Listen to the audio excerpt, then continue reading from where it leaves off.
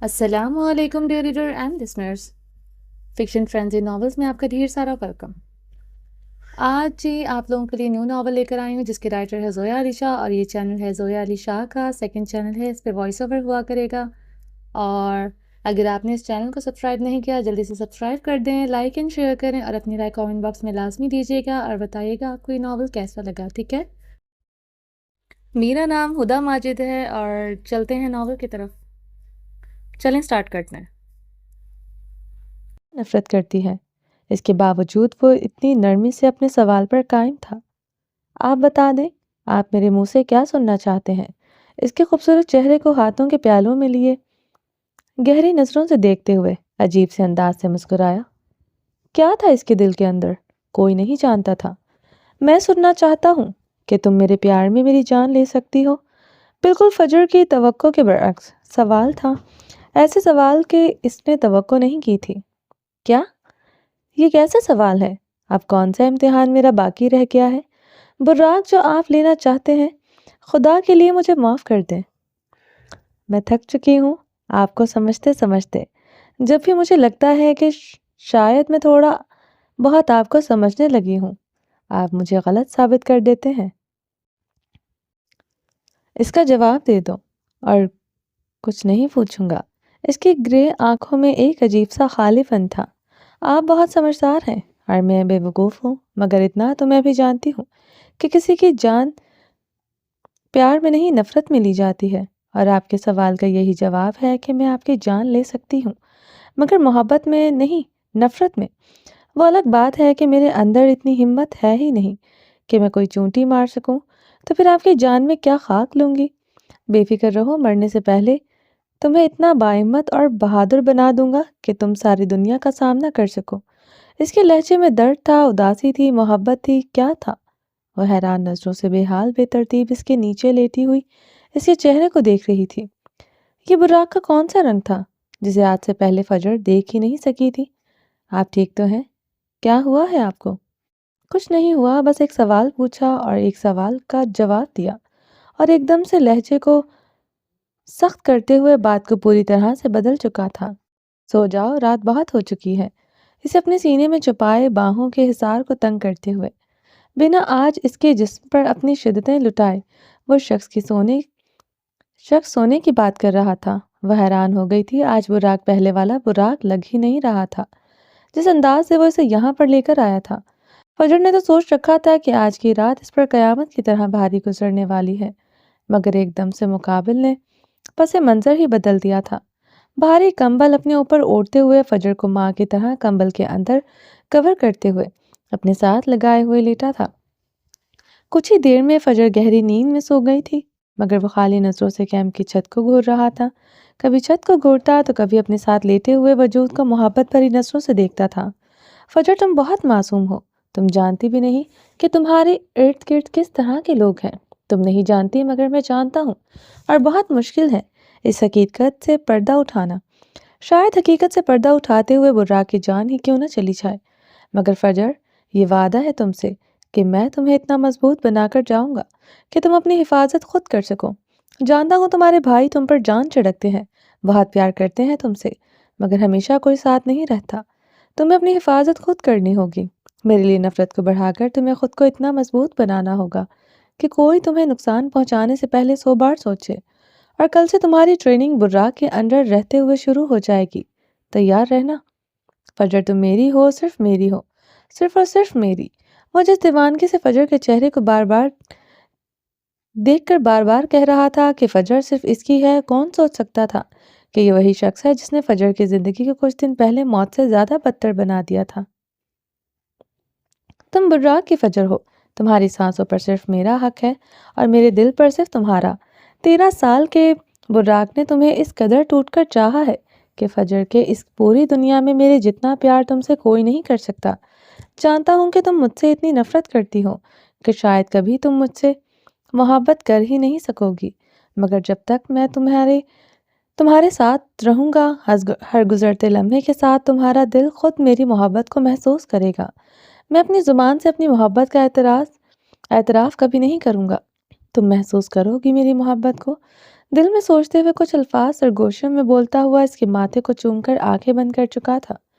اسی وقت فجر نے ہلکی سی آنکھیں کھول کر اس شخص کی جانب دیکھنا چاہا تھا، مگر کہیں سے پتہ نہ چل جائے کہ فجر جاگ رہی ہے، اس ڈر سے اس نے آنکھیں بند ہی رکھی ہوئی تھی۔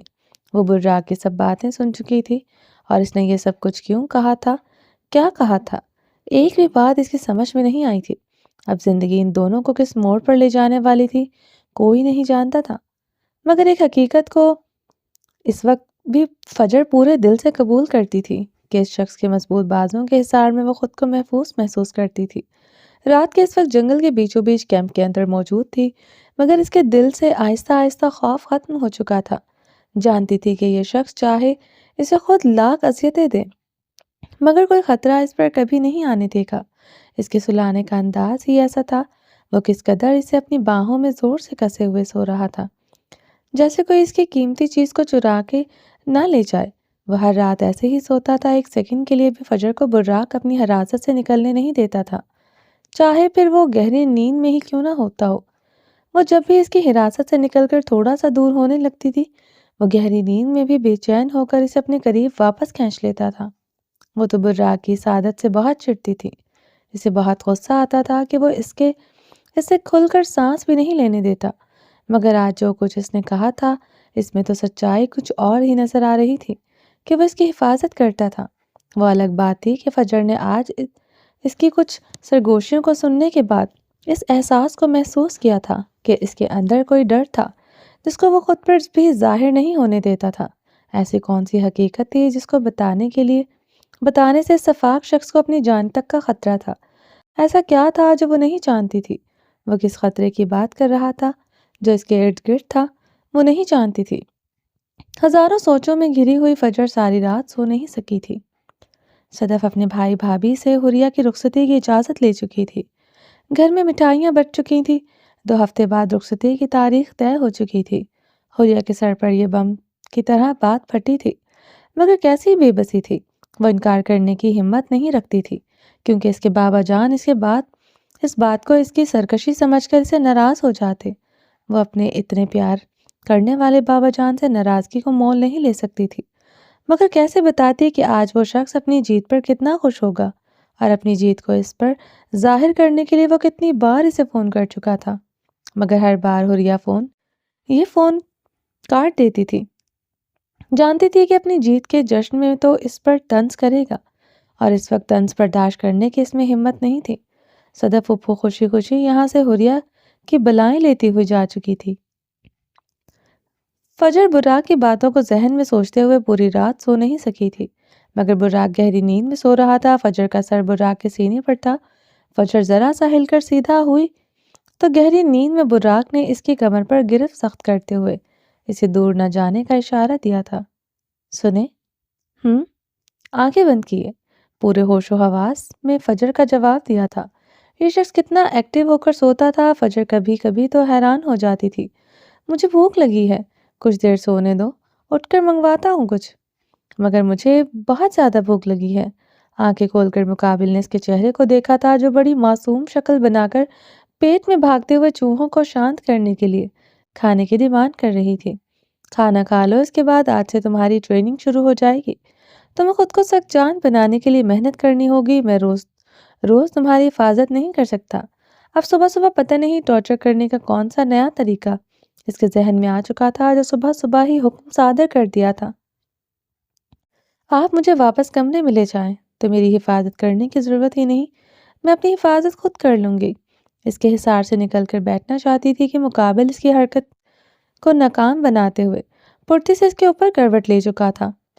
ایک بات کتنی بار سمجھانی پڑے گی، بنا میری اجازت کے میرے حصار سے نکلنے کی کوشش مت کیا کرو، اور دوسری بات، کیا ساری زندگی اسی کمرے میں بند ہو کر رہنا چاہتی ہو؟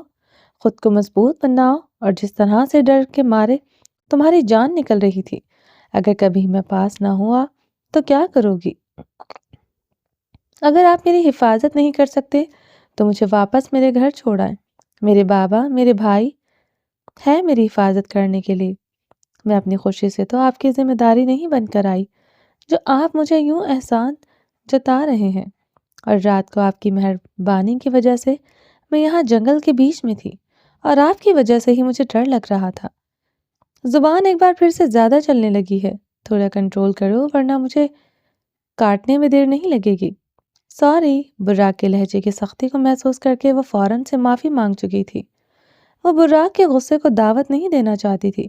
وہ براق کا غصہ اتنی بار جھیل چکی تھی کہ اب تو وہ اس کے غصے کا سوچ کر ہی کانپ جاتی تھی۔ اس کی سہمی ہوئی شکل کو نظر بھر کے مقابل نے دیکھا تھا، کچھ دیر اسے غور سے دیکھتے ہوئے، اس کے چہرے پر جھکتے ہوئے پنکھڑیوں کو لبوں میں قید کیے ہوئے، روز کی طرح بنا اجازت لانگ مارننگ کس لے کر اس سے دور ہوا تھا۔ یہ اس کا روز کا معمول تھا، اس لیے فجر کو حیرانی نہیں ہوئی تھی۔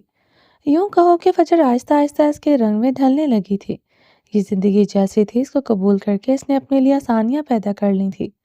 ایک بات تو وہ بخوبی جان چکی تھی کہ یہ شخص اتنی آسانی سے اسے اپنی قید سے رہائی نہیں دے گا، تو اس کے سامنے ضد لگا کر وہ اپنی جان کے لیے مشکلیں کھڑی نہیں کرنا چاہتی تھی۔ ایسا نہیں تھا وہ اپنے گھر والوں کو بھول چکی تھی، کوئی لمحہ ایسا نہیں گزرتا تھا جب وہ اپنے گھر والوں کو یاد نہیں کرتی تھی۔ اپنے گھر میں گزارا ہوا وقت فجر کبھی نہیں بھول سکتی تھی، مگر زندگی اس تلخ حقیقت کو تسلیم کر کے جدوجہد کرنا چھوڑ چکی تھی۔ وہ اتنی ڈرپوک تھی، نہ تو اس میں بھاگنے کی ہمت تھی، نہ براق کا سامنا کرنے کی اوقات، تو پھر پھڑپڑانا کیسا؟ اٹھو اور فریش ہو جاؤ، یہیں پر ناشتہ کرنے کے بعد روم میں چلیں گے۔ فریش ہونے کے لیے کیا کیمپ سے باہر جانا پڑے گا؟ وہ جلدی سے بیڈ سے اتر کر چپل پہن کر اس کے مقابل آ کھڑی ہوئی تھی۔ جی، میرے خیال سے تو کیمپ کے اندر ایسی کوئی سہولت میسر نہیں جس سے تم یہاں فریش ہو سکو۔ ماما، میں کیمپ سے باہر نہیں جاؤں گی پلیز، وہ اس کے سامنے آ کر بڑے مان کے ساتھ بول رہی تھی۔ اس کی آنکھوں میں اس قدر مان تھا کہ ایک بار کے لیے براق کا دل چاہا کہ اس پر زبردستی نہ کرے، مگر دوسرے ہی لمحے اپنے ارادے کو جھٹکتے ہوئے گرے آنکھوں سے گھور کر باہر آنے کا اشارہ کیا۔ اب تو فجر کے پاس اور کوئی آپشن نہیں تھا سوائے اس مغرور شہزادے کی بات ماننے کے۔ شہزادہ تو وہ تھا، اس کے چہرے پر غرور اس کو سوٹ کرتا تھا، رفسی حالت میں بھی اس کی خوبصورتی میں کوئی کمی نہیں آئی تھی۔ کیا میں نے فارسی میں کہا ہے کہ باہر آ جاؤ؟ کیمپ سے باہر نکلتے ہوئے سرد آواز میں بولتے ہوئے پلٹ کر دیکھا تھا۔ ٹھنڈ لگ رہی ہے، جیکٹ پہن لو۔ آگ پوری رات چلنے کے بعد ختم ہو چکی تھی، تو ٹھنڈ کی شدت بھی کافی تیز ہو کر جسم کو برف میں لگانے لگی تھی۔ باہر تو ٹھنڈ اس سے کہیں زیادہ ہوگی، اس کا تو فجر کو اندازہ تھا، مگر وہ فولاد کی اولاد بنا ٹی شرٹ کے ہی کیمپ کے باہر جا رہا تھا۔ جلدی آؤ، پلیز رک جائیں، میں آپ کے ساتھ چلوں گی۔ فجر کو ڈر تھا کہ کہیں اسے چھوڑ کر دور نہ نکل جائے۔ باہر ہی کھڑا ہوں، جلدی آؤ، بول کر وہ کیمپ سے باہر نکل گیا۔ فجر براق کی جیکٹ پہن کر کیمپ سے باہر نکلی تھی۔ اتنی شدید ٹھنڈ تھی کہ باہر نکلتے ہی اس کے ہاتھ ٹھنڈ سے برف میں لگنے لگے تھے۔ پاؤں میں پہنی ہوئی چپل کی وجہ سے پاؤں میں بھی شدید ٹھنڈ محسوس ہو رہی تھی۔ براق کی جیکٹ کی ہوڈی کو سر پر لیتے ہوئے اسے سر کو کور کر چکی تھی۔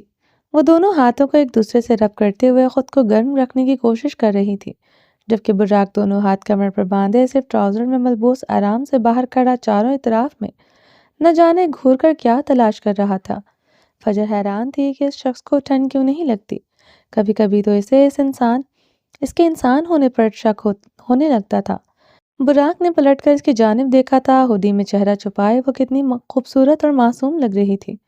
براق نے اس خوبصورت چہرے کو دیکھتے ہوئے ایک ٹھنڈی سانس فضا میں چھوڑی اور اس کا ہاتھ اپنے مضبوط ہاتھ میں تھام کر پاس بہتی ہوئی ندی کی جانب قدم بڑھانے لگا۔ فجر گھبرا گئی تھی اور اس کے مضبوط ہاتھ سے ہاتھ کو چھڑا کر پیچھے ہونا چاہتی تھی۔ اس کی جھٹپٹاہٹ کو محسوس کر کے براق نے اس کی جانب دیکھا تھا۔ اب کیا تکلیف ہے؟ آپ مجھے ندی میں دھکا دے کر مارنے والے ہیں؟ ہاں، ارادہ تو یہی ہے۔ نہیں پلیز، ایسا مت کیجیے گا، مجھے تیرنا نہیں آتا۔ شٹ اپ، خاموشی سے میرے ساتھ چلو۔ یہاں پر تمہارے باپ نے بیسن نہیں لگوا رکھا جہاں پر تمہارا ہاتھ منہ دھلواؤں، اسی ندی میں ہی ہاتھ منہ دھو کر فریش ہونا ہے۔ آنا تانا کرنے کی ضرورت نہیں۔ ناشتہ کرنا ہے یا نہیں؟ مقابل کا لہجہ سخت ہوا تھا۔ ہر وقت میرے باپ کو ہی کوستے رہنا، پتہ نہیں اس شخص کو کیوں اتنا پسند ہے۔ میرے باپ نے تو مجھے سب سہولتیں دی تھی اور سب کچھ چھیننے میں بھی اس کی ہی مہربانی ہے۔ وہ دماغ میں سوچ کر براق کو کوستے ہوئے اس کے قدموں کے اوپر قدم رکھتی چلی جا رہی تھی۔ اس کا بس چلتا تو وہ یہ سب کچھ وہ براق کو کہنا چاہتی تھی، مگر اس میں اتنی ہمت نہیں تھی کہ براق کو کھلے لفظوں میں یہ سب کچھ کہتی۔ اس لیے دماغ میں سوچ کر ہی کوستے کوستے خاموشی سے اس کے ساتھ چل رہی تھی۔ براق نے ندی کے کنارے بیٹھ کر اس کو بھی اپنے پاس بیٹھنے کا اشارہ کیا تھا، مگر اتنی بڑی اور گہری ندی کو دیکھ کر فجر شدید خوف میں مبتلا تھی۔ اس نے اکثر نیشنل جیوگرافک پر دیکھا تھا کہ ایسی ندیوں میں سے اچانک بڑے بڑے مگرمچھ منہ نکال کر جانوروں کو کھا لیتے ہیں۔ وہ جھٹکے سے براق کے ہاتھ سے اپنا ہاتھ چھڑا کر کیمپ کی جانب 100 کی سپیڈ سے واپس بھاگ گئی تھی۔ براق کو شدید غصہ آیا تھا کہ اس کی اس حرکت پر، مگر اس کی اڑی ہوئی رنگت کو وہ پہلے ہی دیکھ چکا تھا۔ وہ جانتا تھا کہ اسے پانی سے ڈر لگتا ہے۔ کچھ ہی دیر بعد ڈسپوزیبل واٹر بوتل کے اندر وہ پانی بھر کر کیمپ کے اندر لے کر آ گیا تھا۔ وہ اندر آ کر تو اس کی ہنسی چھوٹنے والی تھی۔ جس انداز سے فجر بیٹھی ہوئی تھی، بیڈ کے اوپر بیٹھ کر گھٹنوں کے گرد دونوں بازو لپیٹے، اپنے اوپر کمبل اوڑھے، صرف چہرہ باہر تھا، کوئی الگ ہی مخلوق لگ رہی تھی وہ اس وقت۔ کیا بدتمیزی تھی یہ! پلیز ڈانٹیے گا مت، مجھے ڈر لگ رہا ہے۔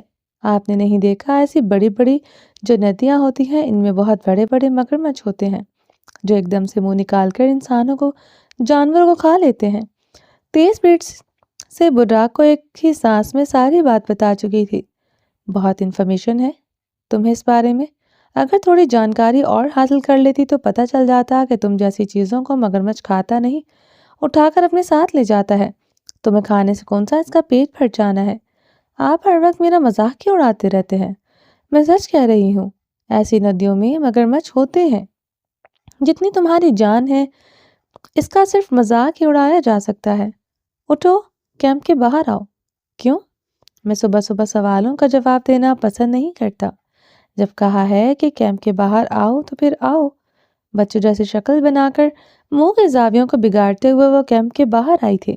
اسے کیمپ کے باہر رکھے ہوئے بڑے سے پتھر پر بٹھا کر براق نے خود بوتل سے پانی ہاتھ میں بھرتے ہوئے اس کے چہرے کو تھوڑا سا جھکا کر دھلایا تھا۔ اس کے بعد اس کے ہاتھوں پر پانی ڈال کر ہاتھ دھلوائے۔ اپنا چہرہ وہ ندی سے دھو کر ہی لوٹا تھا۔ یہ پانی صرف وہ فجر کے لیے لایا تھا۔ فجر حیران نظروں سے براق کے چہرے کی جانب دیکھ رہی تھی۔ وہ جس طرح سے اس کا چہرہ دھلوا رہا تھا، ایسے کیئر کر کے وہ کیا ثابت کرنا چاہتا تھا؟ فجر کی ٹکٹکی باندھ کر دیکھنے پر اپنے چہرے پر تپش محسوس کرتے ہوئے براق نے اپنی گرے آنکھیں اوپر کرتے ہوئے اس کو دیکھا۔ چہرے پر کھڑے ہوئے پانی کے قطرے اس کی گوری رنگت پر ایسے لگ رہے تھے جیسے گلاب کے پھول کے اوپر کھڑے ہوئے شبنم کے موتی۔ پانی کے قطرے خشک ہونٹوں پر بھی کھڑے ہوئے تھے۔ براق کے دل میں تشنگی کی لہر اٹھنے لگی تھی۔ بے اختیار اس کی پنکھڑیوں پر کھڑے پانی کے قطروں کو لبوں سے اپنے اندر اتار لے گیا تھا۔ ایسے مت دیکھا کرو جو تمہارے لیے پہلے ہی کسی امتحان سے کم نہیں۔ اسے یوں دیکھ کر تم اور بے قابو کیوں کر دیتی ہو؟ پنکھڑیوں سے لبوں کو جدا کرتے ہوئے اسے اپنی گود میں اٹھا کر سوچتی نظروں سے دیکھتے ہوئے کیمپ میں لے آیا۔ یہ 2 ہفتوں والا کون سا ڈرامہ ہے؟ جب رخصتی کرنی ہے تو ایک آدھے دن کے اندر کروا کر کام ختم کرو۔ بلاش شدید غصے میں تھا جب سے اسے یہ پتا چلا کہ 2 ہفتوں کا ٹائم مقرر کیا گیا رخصتی کے لیے۔ بلاش بیٹا، ہر چیز کا کوئی اصول، کوئی طریقہ ہوتا ہے۔ ان کی بیٹی ہے، ان کے کوئی ارمان بھی ہوں گے جن کو پورا کرنے کے لیے 2 ہفتوں کا ٹائم کوئی زیادہ نہیں ہے۔ خدا کے لیے اماں کبھی تو اپنے بھائیوں کی اور مائکے والوں کی طرف تاری کرنا چھوڑ دیا کریں۔ ذرا سی بات کہی نہیں اور آپ بندوق لے کر کھڑی ہو جاتی ہیں اپنے بھائیوں کی ہمدردی کے لیے۔ بیٹا، تو آپ کو کبھی اتنا نظر آتا ہے نہ صحیح لگتا ہے۔ بلاش، اب تو تمہیں شرم آنی چاہیے یہ بات کہتے ہوئے، اور کیسے ثابت کروں کہ میں تم سے پیار کرتی ہوں؟ تم نے کہا اگر میں حوریہ کا رشتہ لے کر آؤں تو تم مجھ پر یقین کر لو گے۔ کم سے کم اپنی کہی ہوئی بات پر تو قائم رہا کرو۔ صدف جو بیٹھی ہوئی اپنے زیور وغیرہ نکال کر حوریہ کے لیے سلیکٹ کر رہی تھی، بلاش کی بات پر طیش میں آ کر بولی، مہربانی آپ کی کہ آپ نے اپنی خوبصورت سلجھی ہوئی عقل مند بھتیجی کا رشتہ میرے لیے مانگ کر مجھ پر بہت احسان کر دیا، مگر اب خدا پوری زندگی اس احسان کو جتا جتا کر میرا سکون مت غارت کیجیے گا۔ اگر احسان کر دیا ہے تو ایک احسان اور کر دیتی ہیں۔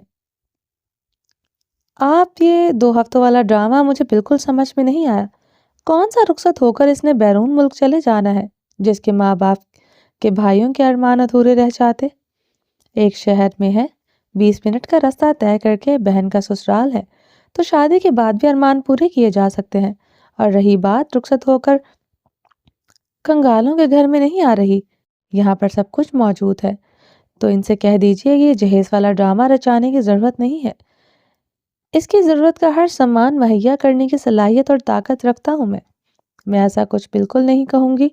ویسے تو میں نے بہت پیار سے ریاض بھائی سے کہہ دیا ہے کہ ہمیں جہیز نہیں چاہیے، ہمارے گھر میں جو کچھ ہے وہ سب کچھ حریہ کا ہے، مگر حریہ ان کی اکلوتی بیٹی ہے، اگر وہ اپنی محبت سے اپنی حیثیت کے مطابق کچھ کریں گے تو میں نہیں روکوں گی۔ میں جانتی ہوں میرا ایسا کہنا سریا بھابھی کو بہت برا لگے گا، یہ تو سب بہانے ہیں۔ ویسے سچ تو یہ ہے کہ آپ کے اندر ساس بننے کے فیچرز ڈاؤن لوڈ ہو رہے ہیں۔ جیسے ساسوں کو لالچ ہوتا ہے کہ ان کے گھر میں بہو آئے تو جہیز لے کر آئے، آپ بھی ساس والے پروسیجر سے گزرتی ہوئی اپڈیٹ ہو چکی ہیں۔ بلاش خدا کا واسطہ ہے، میرے سر میں بہت شدید درد ہے، مجھے تنگ مت کرو۔ بلاش کی اس بات پر صدف کو شدید غصہ آ گیا تھا، حالانکہ آخری جملہ اس نے صرف اپنی ماں کو تنگ کرنے کے لیے کہا تھا۔ وہ اچھی طرح سے جانتا تھا کہ صدف کا ایسا کوئی ارادہ نہیں ہے، جبکہ وہ جانتا تھا کہ وہ تو خود حریہ سے بہت زیادہ پیار کرتی ہیں۔ جب اپنی ماں کا پارا ہائی ہوتے دیکھا تو بلاش روم سے نکلتا ہوا شال کو ایک کندھے سے دوسرے کندھے پر ڈالتے ہوئے ہلکی سی مسکراہٹ لبوں پر سجائے نکل گیا تھا۔ وہ لاکھ اپنی ماں سے خفا رہتا، مگر کبھی کبھی اکڑو بلاش کا دل بھی چاہتا تھا کہ وہ اپنی ماں کو مذاق سے تنگ کرے۔ وقت اور حالات نے بلاش کا بچپن، خوش مزاجی سب کچھ چھین لیا تھا، اور اس کی وجہ اس کا باپ تاشی تھا، جو خود تو مر گیا تھا مگر ساتھ میں بلاش کے خوبصورت بچپن کو ختم کر کے جوانی کی خوشیوں کو بھی جلا کر گیا تھا۔ اس کے جاتے ہی روم کے اندر وقاص داخل ہوا تھا، سامنے ہی صدف سر کو دونوں ہاتھوں میں تھامے ہوئے بیڈ پر ہی پاؤں لٹکائے بیٹھی تھی، اس کے آس پاس ساری گولڈ کی جولری ڈبوں میں نکال کر رکھی ہوئی تھی۔ کیا ہوا میری چشمش، کیوں سر پکڑے ہوئے بیٹھی ہیں جناب؟ صدف کو سر پکڑے ہوئے بیٹھی دیکھ کر ہمیشہ کی طرح محبت لٹاتی نظروں سے دیکھا۔ وقاص اس کے قریب آ کر بیٹھ گیا، جو ابھی ابھی آفس سے گھر آیا تھا۔ پارا کیوں ہائی ہے ہوم منسٹر صاحب؟ میرا پارا ہائی کرنے کے لیے آپ کا بیٹا کافی ہے۔ وہ غصے سے وقاص کی جانب دیکھتے ہوئے بلاش کا شکوہ کر رہی تھی۔ کوئی بات نہیں، اب اس کی شادی ہو جائے گی تو خود ہی ٹھیک ہو جائے گا، تم پریشان مت ہوا کرو۔ کیسے پریشان نہ ہوا کروں؟ لڑکا کسی بات کو نہیں سمجھتا، ہر بات پر ضد لگا لیتا ہے، ہر بات کو انا کا مسئلہ بنا لیتا ہے۔ اور اب مجھے جاتے ہوئے پتا ہے کیا بول کر گیا ہے؟ کیا؟ مجھے کہہ رہا تھا میرے اندر ساس والا سسٹم ایکٹیو ہو گیا ہے اور میں لالچی ساس ہوں اور مجھے جہیز چاہیے۔ ہا ہا ہا، وقاص آپ ہنس رہے ہیں؟ سوری چشمش، میں تم پر نہیں اس گدھے پر ہنس رہا ہوں جو میری چشمش کو تنگ کر کے گیا ہے۔ اصل میں یار وہ تمہیں تنگ کرنے کے لیے یہ بول کر گیا ہے، وہ اچھی طرح سے جانتا ہے کہ اس کی ماں ایسی نہیں ہے، اس کی ہر بات کو یوں دل پر مت لیا کرو۔ صدف کے کندھے پر ہاتھ رکھتے ہوئے محبت لٹاتی نظروں سے وقاص صدف کو دیکھ کر اپنے ساتھ لگائے بیٹھا تھا۔ وقاص، آپ کو بلاش کی باتوں پر غصہ نہیں آتا؟ وہ آپ کی کتنی توہین کرتا ہے، اپنی غلط فہمیوں کو دل میں پالتے ہوئے وہ کتنا کچھ کہہ جاتا ہے۔ میں ماں ہو کر بھی کبھی کبھی ہار مان لیتی ہوں۔ آپ کس مٹی کے بنے ہیں؟ آپ کیوں کچھ نہیں بولتے؟ چشمش، وہ بیٹا ہے میرا، وہ چاہے مجھے اپنا باپ مانے یا نہ مانے، مگر وہ میرا بیٹا ہے، اس کا سارا بچپن میں نے اپنی نظروں کے سامنے دیکھا ہے۔ بلاش کے بعد میں نے کبھی بیٹے کی خواہش ظاہر نہیں کی، تو اس کا مطلب یہی ہے کہ بلاش میرا بیٹا ہے اور مجھے اور بیٹے کی چاہ یا ضرورت نہیں تھی۔ بیٹا اگر اپنے باپ سے نفرت کرے یا ناراض ہو جائے تو بدلے میں آج تک کبھی تم نے دیکھا ہے کہ باپ نے اپنے بیٹے سے دور ہو جائے یا نفرت کرے؟ نہیں نا۔ اسی طرح میں چاہ کر بھی اپنے بیٹے سے ناراض نہیں ہو سکتا۔ انشاءاللہ چشمش وقت بدلے گا، بلاج مجھ سے پیار بھی کرے گا اور میری زندگی کی دعائیں بھی کرے گا۔ تم پریشان مت ہوا کرو، اور کیوں ہر وقت یہ سوچتی رہتی ہو؟ وہ جتنا تمہارا بیٹا ہے اتنا ہی میرا بھی ہے، تم فکر کرنا چھوڑ دو۔ وہ بڑے پیار سے صدف کو اعتماد میں لیتے ہوئے سمجھا رہا تھا کہ بنا دروازہ کھٹکائے روم میں زمل داخل ہوئی اور شرارتی نظروں سے دیکھتے ہوئے کھنگاری۔ وکاس نے صدف کے کندھے پر ہاتھ رکھا ہوا تھا۔ صدف شرم سے سرخ ہوتی ہوئی اپنی بیٹی کو دیکھ کر دور ہو گئی۔ کیا بابا، رومانس کرنے سے پہلے ذرا دروازہ لاک ہی کر دیا کریں، گھر میں جوان بچے موجود ہیں۔ وہ شرارتی نظروں سے دیکھتی ہوئی بولی تو شرم سے صدف تو آنکھیں ہی نہیں اٹھا پائی تھی۔ وہ کھسک کر وکاس سے دور ہو کر بیٹھ گئی۔ ادھر آؤ شرارتی لڑکی، ہاتھ کا اشارہ کرتے ہوئے زمل کو پاس بلایا تھا۔ بھائی کے ساتھ رہ کر تمہارا دماغ بھی بہت چلنے لگا ہے۔ تمہاری ماں پریشان تھی اور میں اسے سمجھا رہا تھا، اور یہ تم آج کل کے بچے کہاں سے سیکھتے ہو رومانس کے جیسے الفاظ؟ پٹائی کروں گا اگر آج کے بعد ایسا لفظ استعمال کیا تو، مصنوعی غصے سے ڈانٹتے ہوئے زمل کا کان پکڑ کر کہا تھا۔ سوری بابا۔ زمل اپنے بابا کے سینے سے ساتھ لگ کر چھپ گئی تھی۔ باپ اور بیٹی کی باتیں سن کر صدف میں مسکرانے لگی، اور اس کے بعد بیٹھے ہوئے وہ لوگ حوریہ کے لیے گولڈ کی جویلری سلیکٹ کر رہے تھے۔ حوریہ کے لیے نیو بہت سی جویلری بنوائی گئی تھی، مگر صدف کی خواہش تھی کہ وہ اپنی جویلری میں اس سے بھی کچھ زمل کو دے گی، اور کچھ حوریہ کو۔ وہی سلیکٹ کی جا رہی تھی۔ بلاج اور حوریہ کی شادی کی تیاریوں کو لے کر دونوں خاندانوں میں خوشیوں کا ماحول بننے لگا تھا، ورنہ پچھلے کچھ عرصے سے تو ان دونوں گھروں سے خوشیاں روٹھ گئی تھیں۔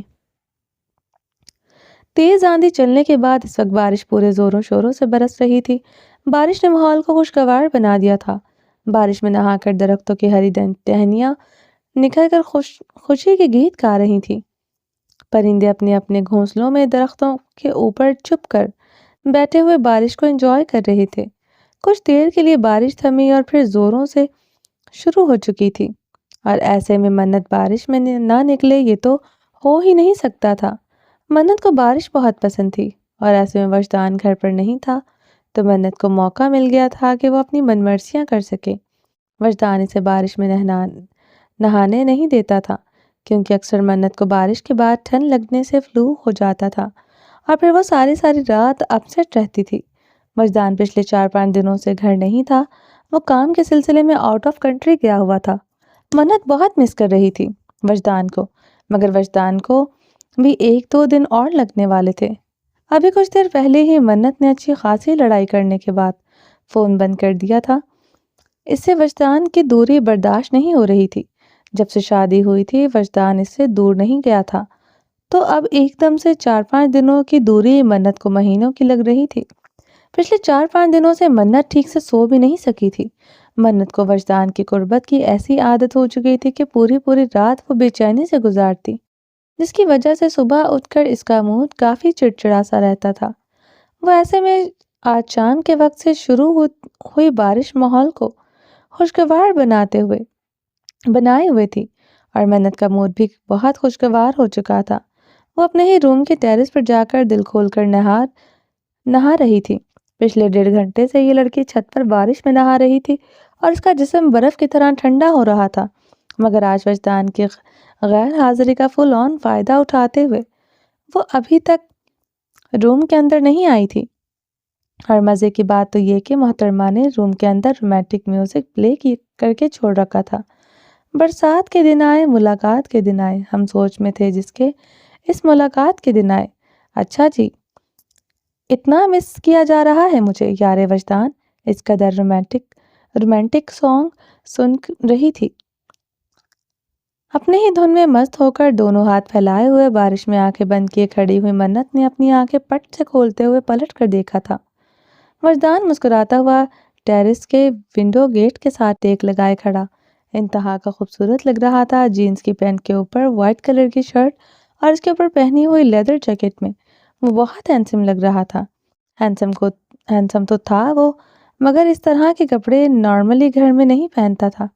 ایسے کپڑے صرف وہ کنٹری یا سٹی سے باہر جاتے ہوئے پہنتا تھا۔ मन्नत की नजरें कुछ देर के लिए ब्लू आंखों वाले शहजादे से हट ही नहीं सकी थी। गाने के इतने रोमांटिक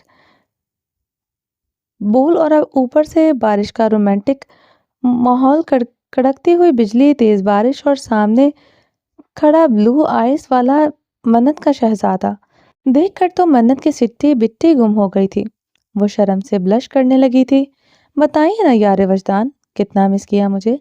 वजदान ने कदम बढ़ाते हुए बारिश में भीगी हुई मन्नत को नीचे झुककर अपनी गोद में उठा लिया। मन्नत ने दोनों बाजू वजदान के गले में डालते हुए हक की। आपने बताया क्यों नहीं कि आप वापस आ चुके हैं? खामखा मुझे इतना तंग किया। वजदान के गले में बाजू डाले हुए शर्म से लाल चेहरे को इसकी गर्दन में छुपाए हुए थी। अगर बता दिया तो अपने यार को इतने रोमांटिक मूड में कैसे देखता। बेड पर बैठते हुए वजदान ने इसे अपनी गोद से उतारा नहीं था। इसे अपने थाइस पर बिठाते हुए इसे ठंडे वजूद को महसूस करते हुए लुत्फानंदोज हो रहा था। मैंने आपके साथ इतना झगड़ा किया, मगर आपने मुझे क्यों नहीं बताया आप वापस आ चुके हैं? अभी कुछ ही देर पहले तो हमारी बात हुई थी। क्योंकि लड़ाई करते हुए जो तड़प मेरी यार की आवाज में थी, वो सुनकर वजी को बहुत अच्छा लग रहा था। तो कैसे मैं अपनी यार की तड़प को सुनने से महरूम रह जाता। चलें, आप मुझे नीचे तो उतारें, मुझे चेंज करने दें, आपके कपड़े गीले हो रहे हैं। इस भीगे हुए गुलाब को 5 दिन के बाद वजी ने देखा है, तो कैसे नीचे उतारूं? ये 5 दिन तुम्हारे बगैर तुम्हारे वजी को 5 साल के जैसे लग रहे हैं। इन 5 रातों में मैंने पुरसुकून होकर एक रात की नींद भी पूरी नहीं की। इस कदर यारे वजदान तुमने मेरी आदत खराब कर दी है। जब तक तुम्हारे नाजुक वजूद को बाहुओं में भरकर नहीं सोता, मुझे नींद नहीं आती। वो सरगोशियां उतारते हुए इसके बालों में चेहरा छुपाए हुए था। यारे वजदान ने मुझे कितना याद किया? बहुत ज्यादा। कितना ज्यादा? बताया तो है, बहुत ज्यादा। बाजू फैलाए हुए मिस करने का पैमाना बनाकर बता रही थी। इनसे बताओ कि मेरे यार ने मुझे कितना मिस किया। इसकी पंखड़ियों पर खुमारी से उंगली रखते हुए गहरी नजरों से गुलाबी भीगी हुई पंखड़ियों को बेताबी से देखकर पूछा। इनसे ही तो बोलकर बता रही हूँ कि मैंने आपको मिस किया है। मुझे भी नींद नहीं आती थी। वो ब्लश करते हुए बंद आंखें किए वजदान की गर्दन में बाजू डाले हुए आहिस्ता से अपनी दिल का हाल बयान करती चली गई। पागल लड़की, बोलकर नहीं, पंखड़ियों से होठों पर मोहब्बत से लिख कर बताओ कि मेरे यार ने मुझे कितना मिस किया है। प्लीज मुझे कपड़े चेंज करने दें। इसकी बात पर मन्नत शर्म से लाल होती हुई इसकी गर्दन में पूरी तरह से चेहरा छुपा गई थी। जो कहा है वो करो, कपड़ों की फिक्र करने की जरूरत नहीं, यहीं पर चेंज करवा दूंगा। बेबाकी से कहते हुए बाहों में लेता बेड पर लेटता चला गया था। मन्नत अपनी गर्दन पर इसकी मूंछों और सख्त दाढ़ी की चुभन से कसमसाई थी। वो इसकी 5 दिनों की दूरी को बर्दाश्त नहीं कर सका था और इसका खमियाजा आज मन्नत की जान को भुगतना था। इसके चेहरे को बेतहाशा दीवानों की तरह चूम रहा था। ऊपर से रूम में बजता हुआ सॉन्ग उफ माहौल में आग लगाए हुए था। मन्नत पछता रही थी कि इसने ये सॉन्ग लगाया ही क्यों। अब इसका वजी जो हमेशा ही बहका हुआ इस पर बेकरारियां लुटाने को तैयार रहता था। सॉन्ग के बोल और बाहर से आती थी इस बारिश और बिजली के कड़कने की आवाज़ें सुनकर इस पर मदहोशियां लुटाता हुआ इस पर गिरफ्त मजबूत करता जा रहा था। ऊपर से 5 दिन और अपने यार से दूर था। ये सब कुछ मिलकर वजदान बेकरारियों की सारी हदें तोड़ चुका था। सॉन्ग खत्म हुआ तो वो रिमोट से रिकॉर्डर पर दोबारा प्ले कर गया। वजी, मेरे कपड़े गीले हैं, प्लीज चेंज कर लेने दे। आज तो सच में मन्नत वजदान की बेकरारियों को देखकर खौफजदा हो गई थी। एक लफ्ज और नहीं। अगर मैं ज़हमत की कोशिश भी की तो मैं हलक से सांसें पी जाऊंगा। तुम्हारा भीगा हुआ ये सरापा इस वक्त मुझे पागल किए हुए है। तुम्हें देखकर तो वजी वैसे ही होश खो देता है, मगर आज रेड सूट में तुम जो हुस्नो कयामत का पैकर बनी हुई मेरे दिल पर बिजलियां गिरा रही हो। इसके बाद अगर तुम अपने वजी से ये उम्मीदें करती हो कि वजी होश में रहते हुए बहुत ही पागल लड़की हो।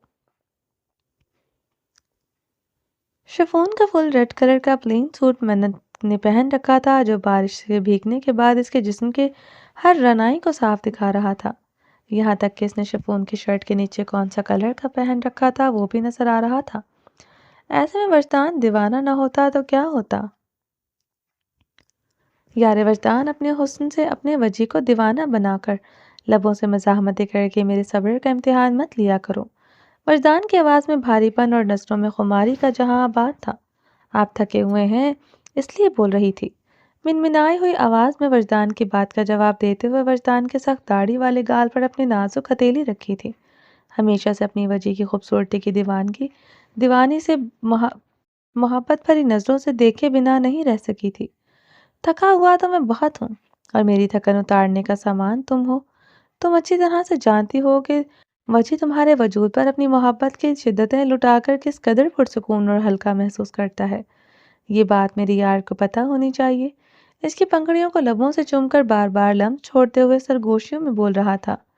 جب پاس آؤ تو پھر کسی بھی چیز کو حد یا سرحد مت بنایا کرو۔ یار وجدان، تم میری کمزوری ہو اور اس کی کمزوری کا فائدہ اٹھانا اچھی بات نہیں۔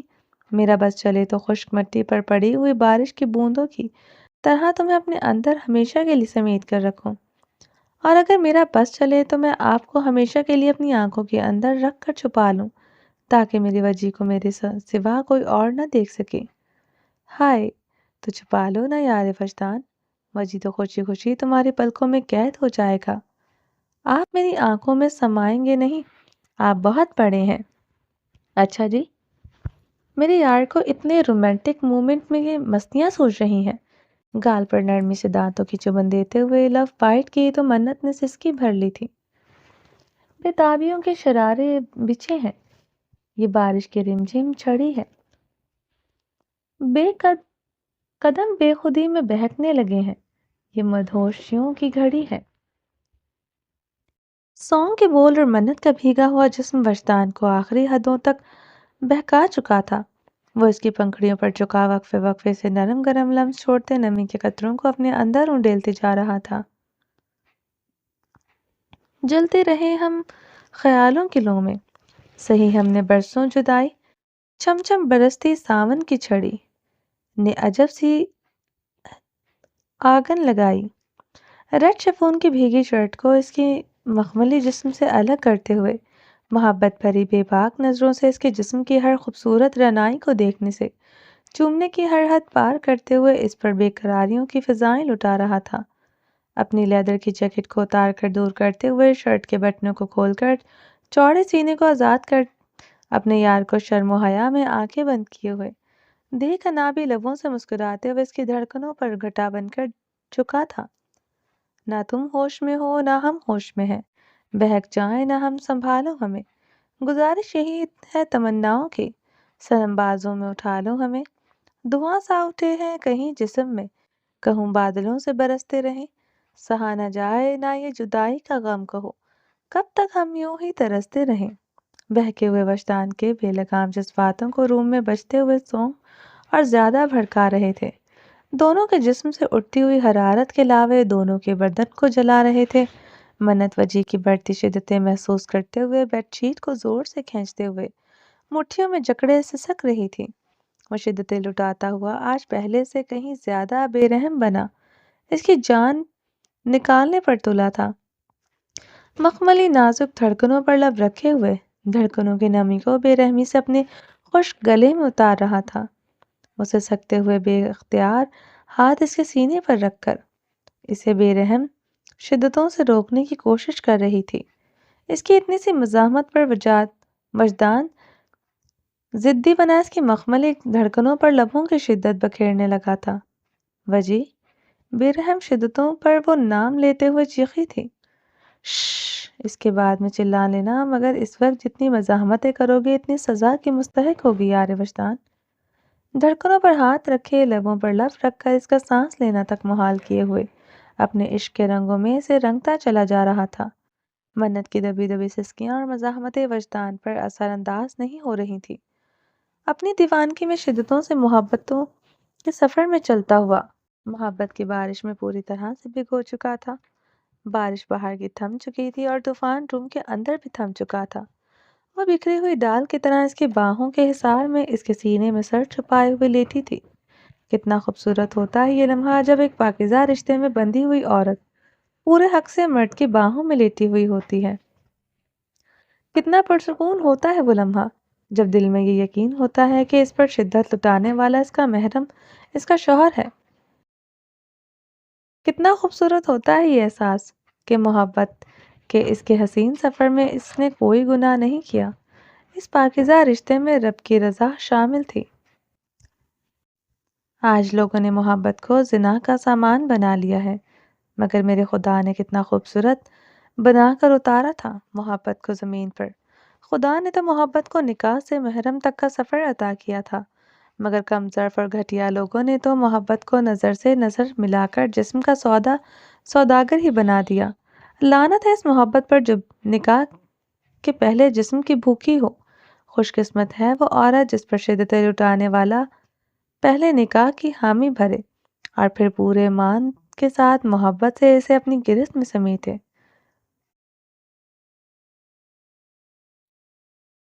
پیار کیتا سزا نہ دیوی، من تو سجنا بھلا نہ دیوی، دل دا ٹکڑا میں تینوں دتا، قسم خدا دی رلا نہ دیوی، جسم دا بھکا بن نہ جاوی، سجنا میں عزت دا دامن تیرے ہتھ وچ دتا، کچڑ وچ لبیڑ کہ دنیا دے سامان رسواں مینوں کر نہ جاوی۔